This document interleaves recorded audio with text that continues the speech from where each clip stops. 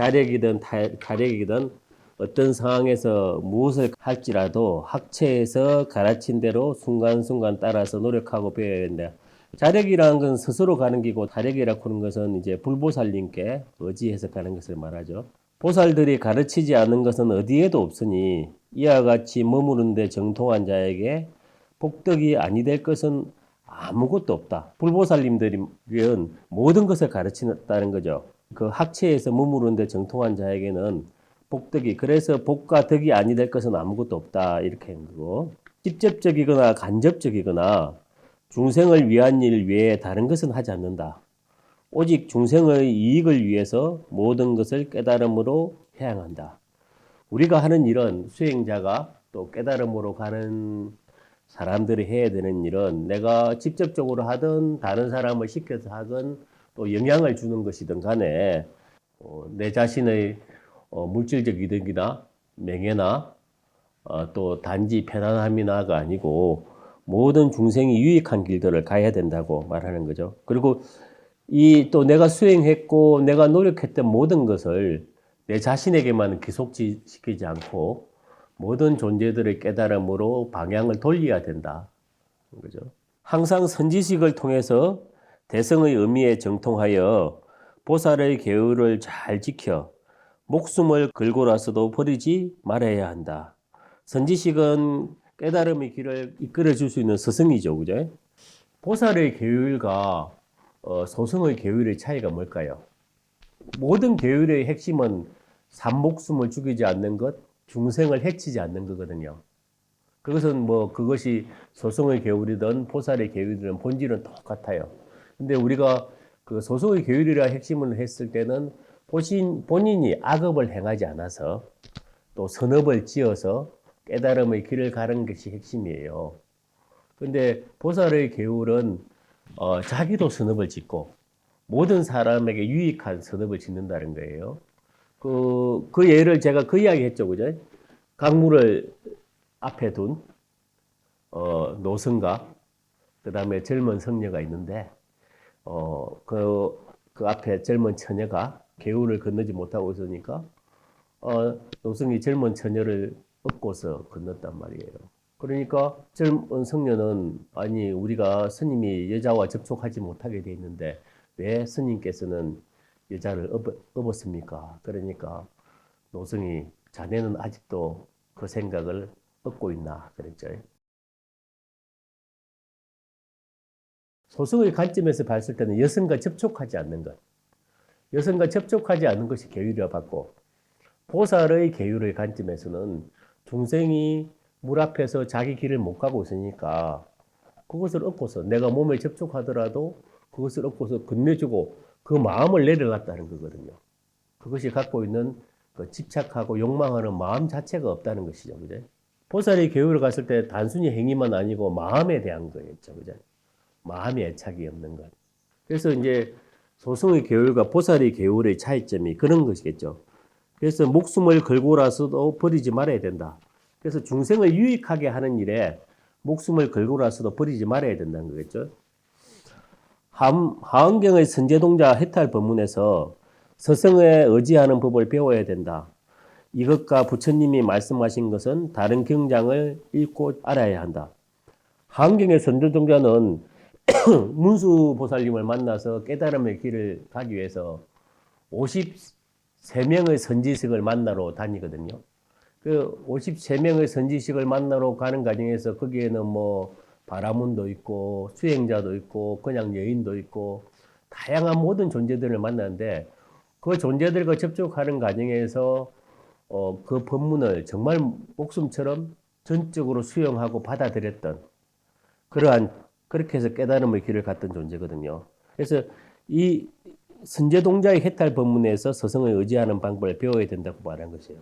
여러 경전에서 학처를 보여주셨으니 이에 의해서 경전을 읽어야 한다. 허공장경은 처음부터 보아야 된다. 어쨌든 항상 공부하는 것으로는 넓고 깊게 자세히 설명되어 있는 대성집 보살학론을 반드시 몇 번이고 보아야 한다. 또한 가끔 간략하게 정리해 놓은 직경론을 보아야 한다. 존귀하신 용산보살께서 지은 또 다른 직경론 제2부도 부지런히 보아야 한다. 지금 말한 허공장경이나 대성집 보살학론이나 직경론 같은 경우에는 깨달음의 길을 가는데 가장 유익한 정보를 담아 놓았다고 생각하는 경전들이에요. 그래서 입보리 행론에서 이런 경전들을 어떻게 보면은 이렇게 주요한 자료로서 제공한 것이죠. 이러한 경전들을 보기를 모든 경장에서도 그래서 어떤 것도 막지 않았으니 그 자체에서 수행하고 세상 사람들의 마음을 지키기 위해 가르침을 보고서 바르게 실천해야 된다. 몸과 마음의 상태를 거듭거듭 살피는 것.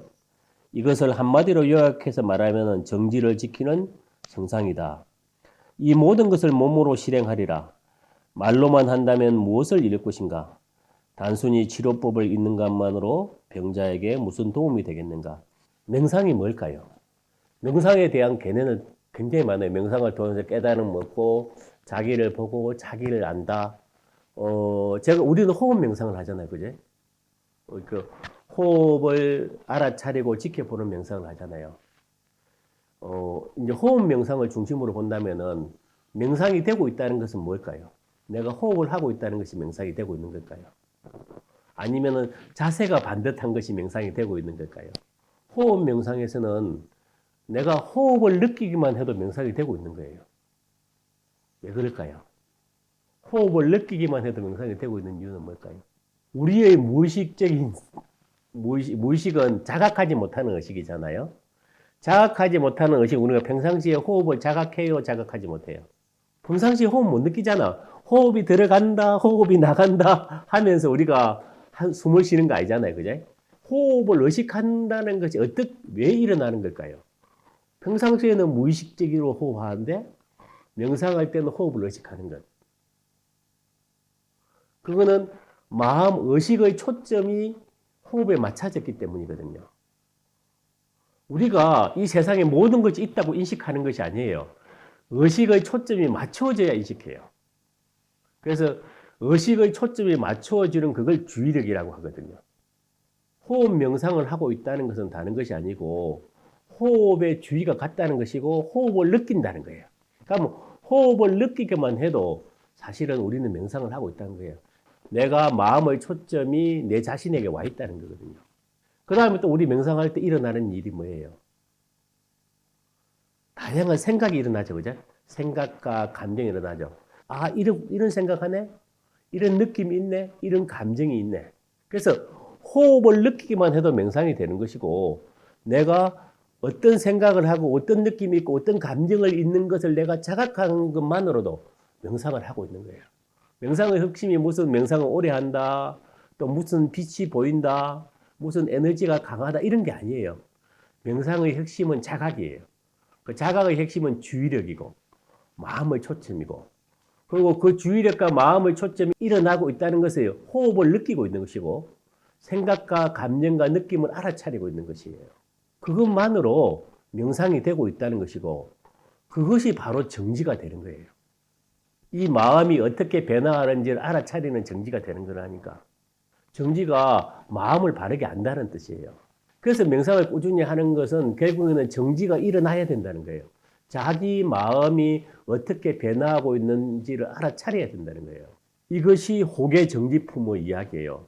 계율을 지키고 보호해서 마음을 바르게 알아차리는 품이 지금까지 우리가 공부한 거예요.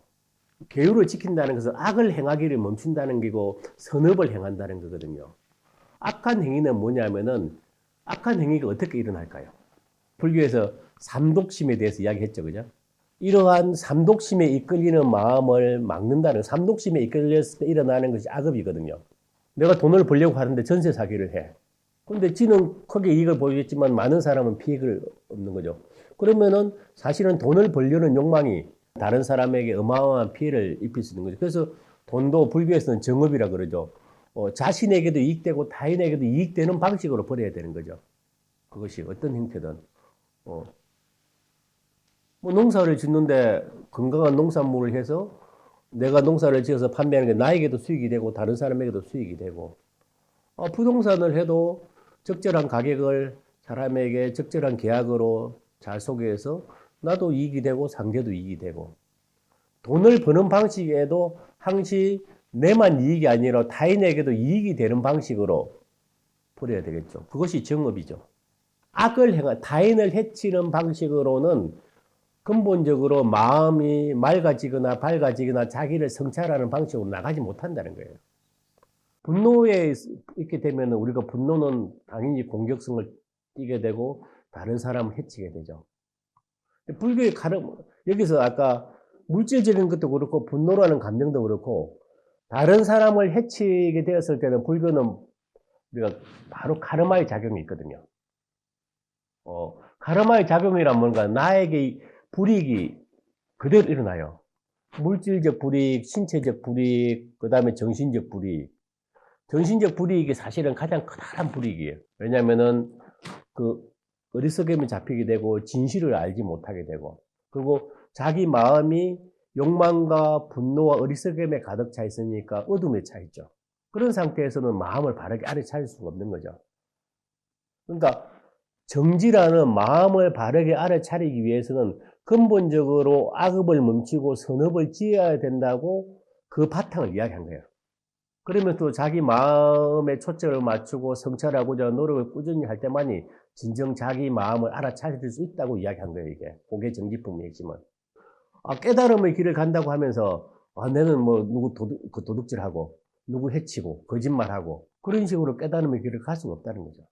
깨달음의 길의 바탕에는 근본적으로 선한 행위를 통해서 자신도 유익하고 타인도 유익하는, 그리고 마음이 평화로워지는 그 바탕 하에서 진정한 자기 성찰이라고 하는 것이 일어난다고 한 것이 고개 정지품의 내용이에요.